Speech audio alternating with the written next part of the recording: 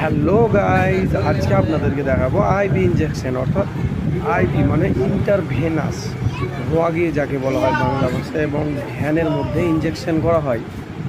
এই যে দেখেন সিরিঞ্জের যে টাইপটা, প্রথমে দেখবেন সিরিঞ্জের মুখটা ওপর দিকে করে একবারে সুন্দরভাবে পুশ করে দিলাম, তারপরে ব্যাক পুশ নিলাম। ব্যাক পুশ নেওয়ার মানে হচ্ছে এই যে ব্লাডটা যাতে আসে এবং সঠিক জায়গায় ইনজেক্ট করা হয়েছে কিনা ওটা বোঝার জন্য কিন্তু ইনজেকশনটার ব্যাক পুশ নিতে হয়।